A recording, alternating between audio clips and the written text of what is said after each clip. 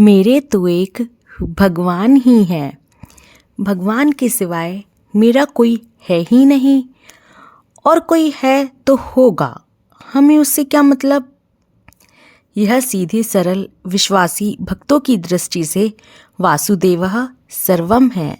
जैसे ब्रज में एक साधु कुएं पर किसी से बातें कर रहा था कि ब्रह्म ऐसा होता है, जीव ऐसा होता है, आदि आदि।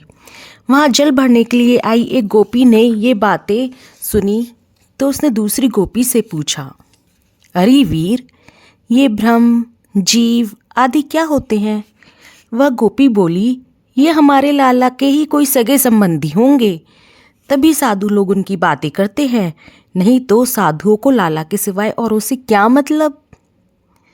जिसके भीतर भगवत तत्व को जानने की व्याकुलता है, दिन में भूख नहीं लगती, रात में नींद नहीं आती, वह किसी संत से सुनकर अथवा पुस्तक में पढ़कर दृढ़ता पूर्वक मान लेता है कि सब कुछ भगवान ही है। भगवान कैसे हैं इनका तो पता नहीं, पर भगवान के सिवाय कुछ नहीं है।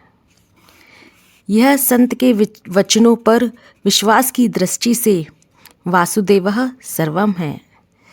संत वचन पर प्रत्यक्ष से भी बढ़कर विश्वास होने पर फिर वैसा ही दिखने लग जाता है, अर्थात अनुभव हो जाता है।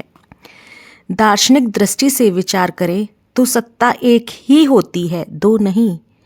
श्रद्धा विश्वास भक्ति की दृष्टि से देखें तो सब कुछ भगवान ही है, भगवान के सिवाय कुछ नहीं है।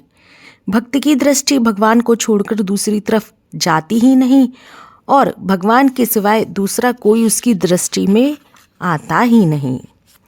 अतः साधक को ऐसा मानना चाहिए कि अपनी देह सहित सब कुछ भगवान ही है, अर्थात शरीर भी भगवत स्वरूप है, इंद्रियां भी भगवत स्वरूप है, मन भी भगवत स्वरूप है, बुद्धि भी भगवत स्वरूप है, प्राण भी भगवत स्वरूप है, और अहम मैंपन भी भगवत स्वरूप है।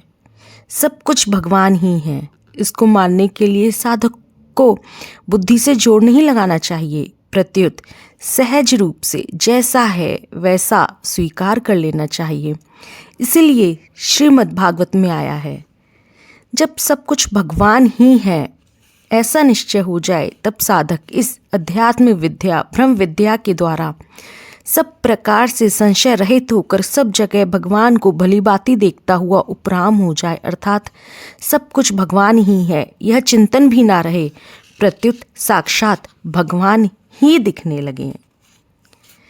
सब कुछ भगवान ही है यह वास्तविक ज्ञान है। तो फिर ज्ञानी के भजन का क्या स्वरूप है? सब कुछ वासुदेव ही है, ऐसा अनुभव करना ही ज्ञानी का भजन है, शरणागति है। असली शरणागति वही है जिसमें शरणागत की सत्ता ही न रहे, प्रत्युत शरण्य ही रह जाए।